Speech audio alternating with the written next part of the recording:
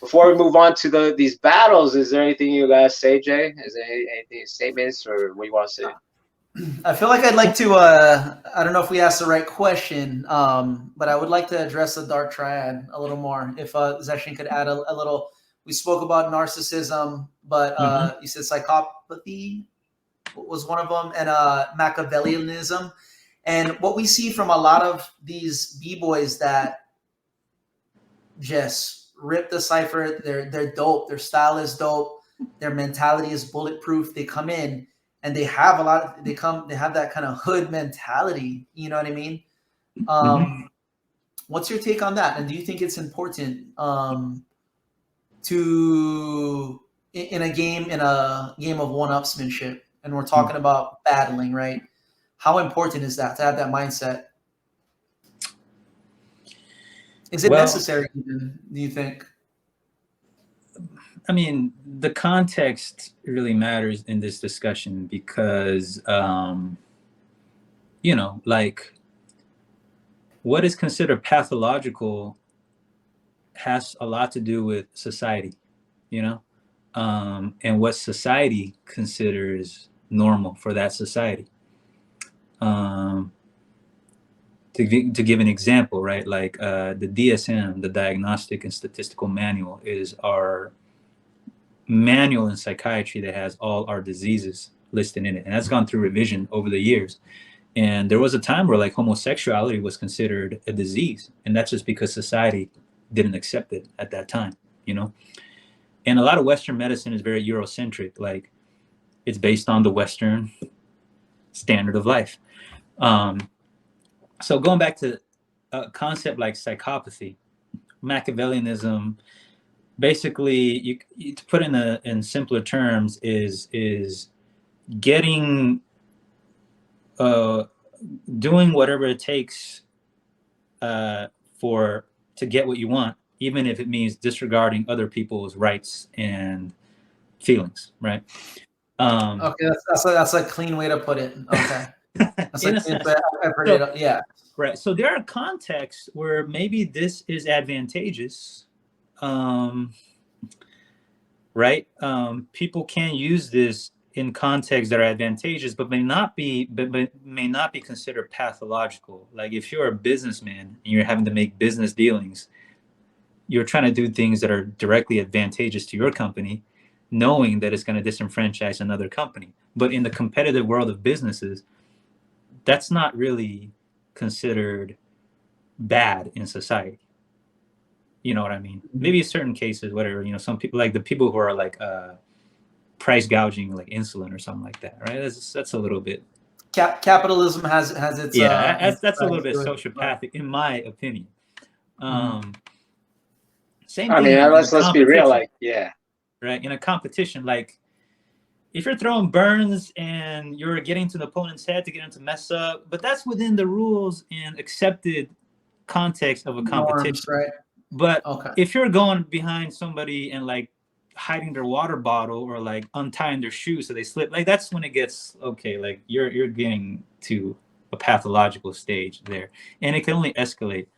I mean, it's definitely happened. There's just that kind of attitude, right? Because there's like, okay, there's like, yeah, quick-witted mind games, sure. But then when it's like, you're looking at the judges, did you see that? Did you see not listening to the music? Like, so, you know, that could be a strategy. And I don't know how much that is. Sometimes maybe that's just like impulsively emotional. Sometimes that could have been something that's like pre-planned, like they devised that, right? So we don't really know. We can never really know.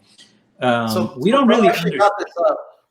Sorry to cut you off, but this might help kind of like Pro brought this up in the past before. I'm not going to mention the guy, but there was a battle we were watching, and it was a close battle, controversial battle at that. And the one guy who lost, what Pro said, he didn't take his head off.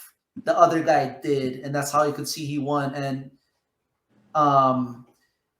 you know, what we're talking about, what we're saying about the importance of this Dark Triad, doing whatever it takes to win.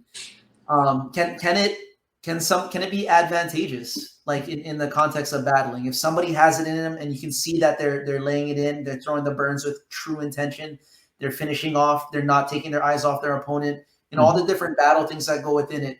Some people, especially that came up in the YouTube era, they don't quite have it as much as somebody in the 90s era. And you're seeing it with a lot of battles, the ones that are lasting throughout time and still battling and come from that era and are battling the new heads. They have this, I mean, flea versus shiggy kicks. I mean, there's other things to that, but you can see it, the intent, the genuine like intent, and this machiavellianism in them, right? They're throwing their burns, and it means it's a lot harder. I think it could definitely play to the advantage of somebody, but again, like in Breakin, it depends on how you look at it, because it may not necessarily be Machiavellian to just be a good performer or to appeal to somebody's emotions, you know, like with the way Marlon battles, you know, like if he makes it a point that he's in control of the battle, then that makes sense, because Breakin is still at the end a performative type of art, you know. So it can definitely be advantageous, but when I think of somebody who's really like Dark Triad, I guess if you want to call that, would be somebody who's like, you know, a little bit more underhanded, like, I guess, you know what I mean? Like, I know the judges, or, you know, that kind of stuff, right? So like, a lot of that going on too, man. Yeah, exactly, and that goes on sometimes too, you know. I guess my point is, it doesn't always have to look like that. Okay, you know? That's right. It doesn't have to look like some sort of outrage. It has to do with their ability to manipulate, and it could go either way. You know, they have to know where the control is and who the judges are and how to manipulate those judges in whatever way it takes. So it doesn't have to necessarily look like it. Because right now, you know, Breakin, and I don't want to open a can of worms with this, but like it's an art form that is subjectively judged, and there is no like set repeatable thing that you have to do to win, right? If that comes out, then I think we're going to see more ways people can manipulate how to win. That doesn't necessarily have to be a bad thing, because every sport does that. But Breakin, it's still up in the air, you know, like maybe you doing all that stuff and all the acting and stamping your feet works for some judges, maybe not work for other judges. So whoever is that devious of a battler, you know, I think they really have to, it's hard, I still think, to do that in Breakin on a consistent way. You know what I mean? Not here. It was a conversation. Now I'm remembering the battle. I was just saying it's more like that kind of like, the Machiavellianism of just ending it and just whatever that this person, I don't want to mention names, this person felt like was missing. You know what I mean? And because of his personality and his nature, right? So it's kind of like he's beating himself in competition versus like, you know, like just, you know, instead of being so emotional about, in my opinion, in my observation, emotional about like, or maybe not even used to, his nervous system is not even used to like kind of like the shock of just putting the nail in the coffin and just ending it. Maybe he felt like he did enough. Maybe he's too scared to, like, you know, whatever.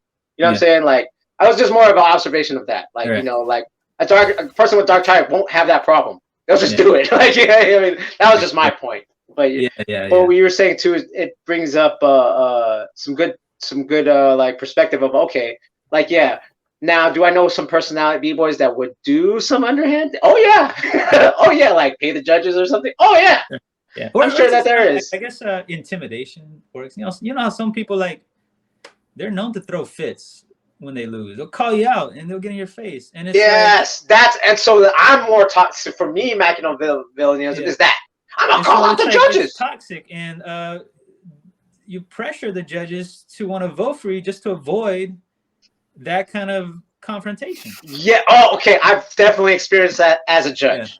And when I think of Machiavellianism, I think of the same people that I'm thinking that do this. Yeah. So that could be a bit of that trait for sure.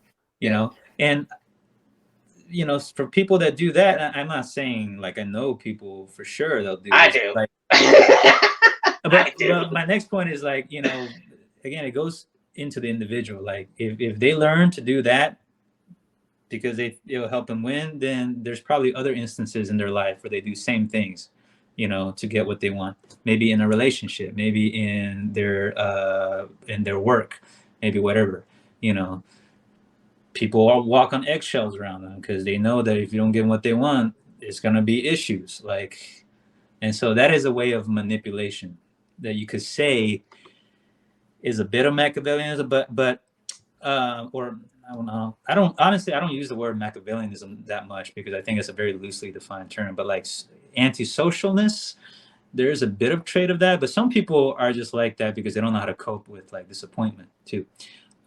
It depends on their intention behind it. If they are conscious that if I do this, if I act this way, and I do it on purpose, that I will get what I want, then sure.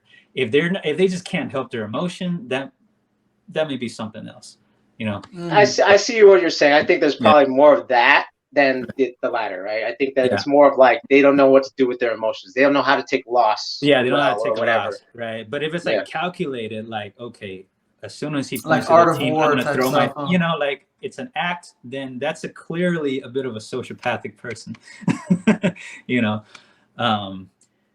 Actually, I think it's more that. I think it's more. I think it's more that what you're saying. It's just emotional. They just don't know how to deal. Like, you know, their validation is in the win. Yeah. Like, who are they if they don't win? Right. Versus like what you're saying. It's like, hey, I got these flares and it's great. Oh well, I lost. Well, hey, I still need these flares. Like, it's fun. It's still fun for me. You know what I mean? Like. So this topic is good you bring it up because it reminded me. I actually I don't post on Facebook a lot, but I posted this very recently because I thought it was an important message. And it has to do with kind of sociopath and like the concept of mental health in the role of like a lot of the mass gun violence that's been going on. Because people who have antisocial or sociopath personality traits, even us as a field in psychiatry, we don't really understand it like that well.